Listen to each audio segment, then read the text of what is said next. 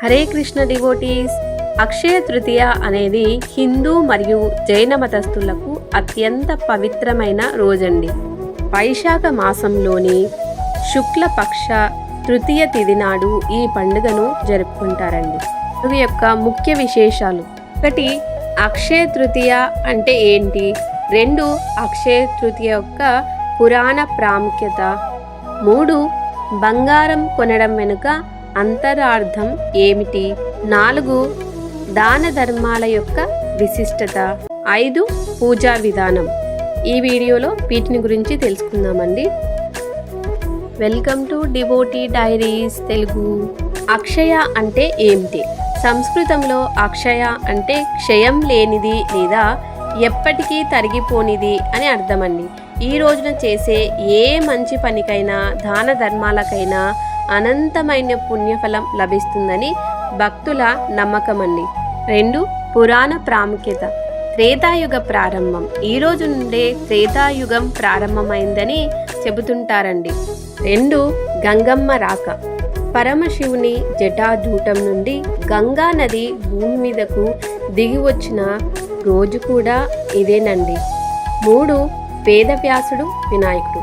వేదవ్యాస మహర్షి చెప్పగా వినాయకుడు మహాభారతాన్ని రాయడం ప్రారంభించిన రోజు కూడా ఇదేనండి. 4. కుచేలుడి దారిద్ర్యం.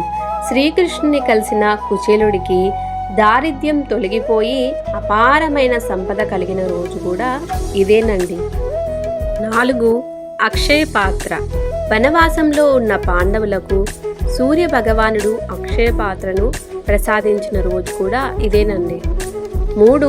బంగారం కొనడం వెనుక అంతరార్థం. ప్రస్తుత కాలంలో అక్షయ తృతీయ అనగానే అందరికీ బంగారం కొనడమే గుర్తుకొస్తుందండి. ఈ రోజున బంగారం కొంటే లక్ష్మీదేవి అనుగ్రహంతో ఇంట్లో సంపద నిరంతరం పెరుగుతూ ఉంటుందండి ఒక నమ్మకం అండి. అయితే కేవలం బంగారం మాత్రమే కాదు, కొత్త వ్యాపారాలు ప్రారంభించడం, భూమి లేదా ఇల్లు కొనడం వంటి శుభకార్యాలకు కూడా ఇది చాలా మంచి రోజని కూడా చెప్తారండి. 4. దాన ధర్మాల విశిష్టత. ఈ రోజున చేసే దానం అత్యంత శక్తివంతమైనది. ముఖ్యంగా ఉదకుంభ దానం అంటే ఎండల తీవ్రత దృష్ట్యా దాహంతో ఉన్నవారికి నీటిని కానీ మజ్జిగను కానీ పంచడమండి. అన్నదానం ఆకలితో ఉన్నవారికి భోజనం పెట్టడమండి. వస్త్రదానం పేదలకు బట్టలు అందివ్వడమండి. 5. పూజా విధానం. ఈ రోజున ఉదయాన్నే పవిత్ర స్నానం చేసి లక్ష్మీనారాయణులను పూజిస్తారండి. విష్ణు సహస్రనామ పారాయణం చేయడం, మహాలక్ష్మి అష్టకం చదవడం శుభప్రదంగా భావిస్తారండి.